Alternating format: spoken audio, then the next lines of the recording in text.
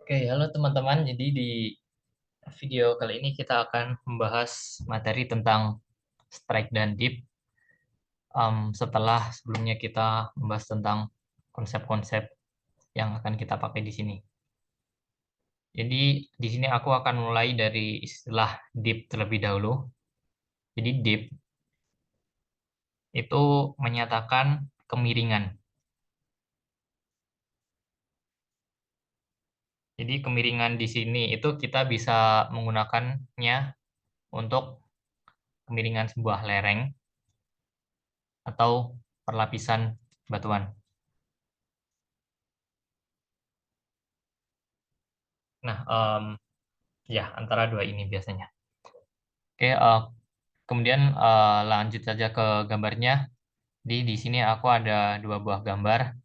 Yang satunya gambar sebuah lereng dan gambar yang kedua itu adalah gambar sebuah perlapisan batuan.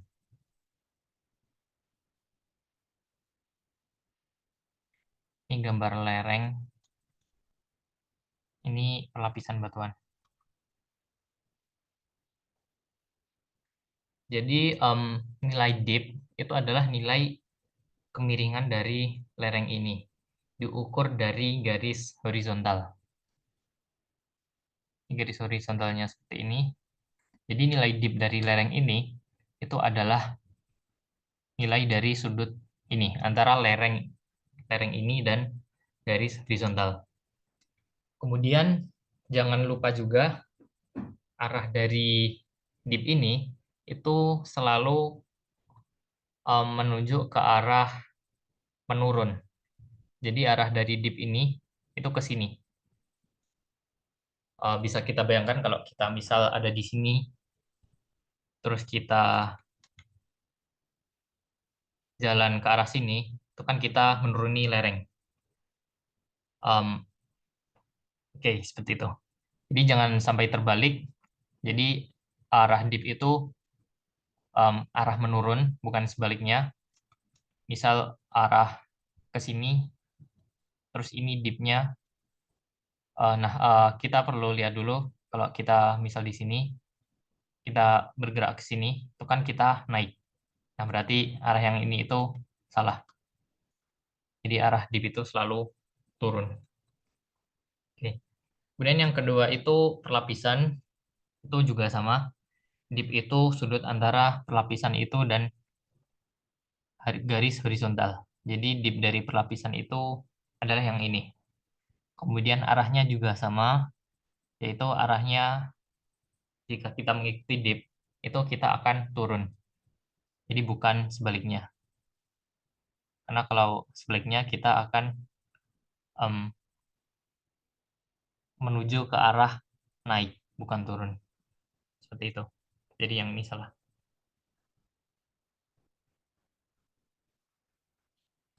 Oke, simpelnya seperti itu. Ini arah dip. Oke, itu buat dip. Kemudian yang berikutnya itu adalah strike. Jadi strike itu menentukan arah dari dip. Jangan lupa di sini materi kita sebelumnya yaitu kaidah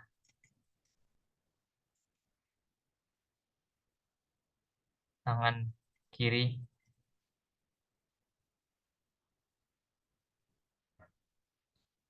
Nah, jadi dengan menggunakan strike dan dip ini, kita bisa menyatakan sebuah kemiringan, sebuah lereng atau pelapisan.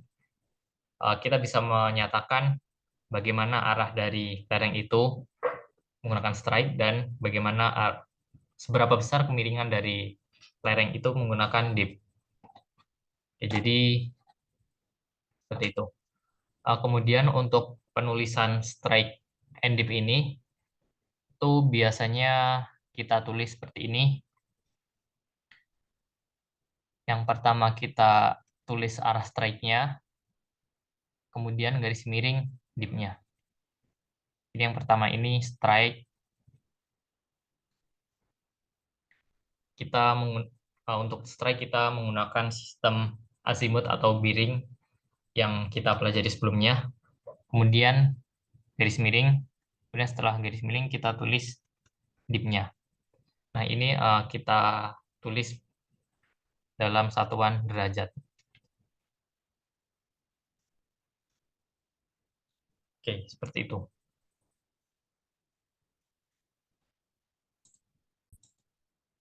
Oke, kemudian mungkin bisa kita lihat bagaimana kita menentukan strike dan dip ini dari sebuah gambar. Jadi di sini aku punya gambar sebuah lereng. Ini merupakan gambar sesar turun.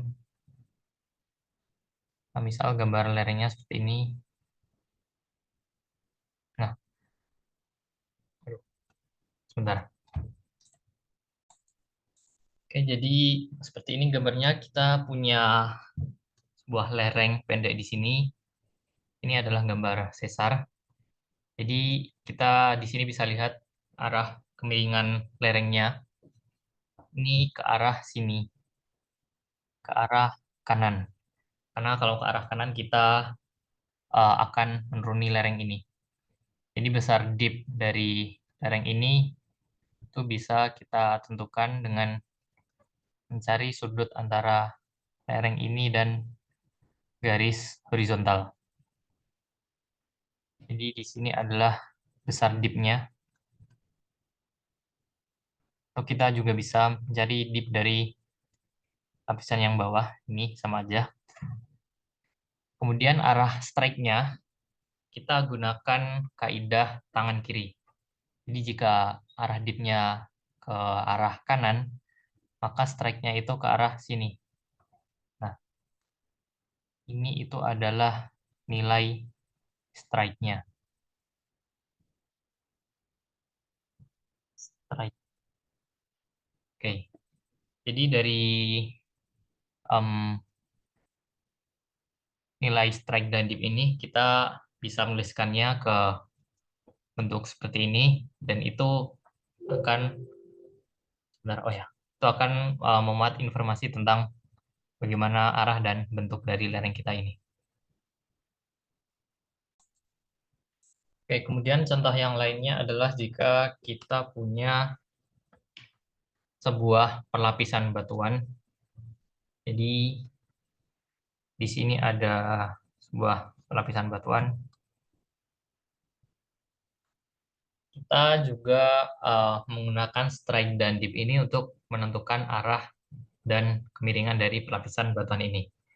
Pertama kita bisa menentukan dipnya itu dengan kita ukur sudut antara perlapisan batuan ini dan garis horizontal. Jadi seperti ini. Kemudian arah dipnya kita seperti yang aku bilang tadi menuju arah menurun dari pelapisan itu. Kemudian untuk arah strike-nya kita bisa menggunakan kaidah tangan kiri. Berarti arah strike-nya kan seperti ini. Menuju ke kanan atas. Ini strike. Ini dip. Nah, sedangkan ini besar sudutnya. Pilih saja sudut dip. Oke.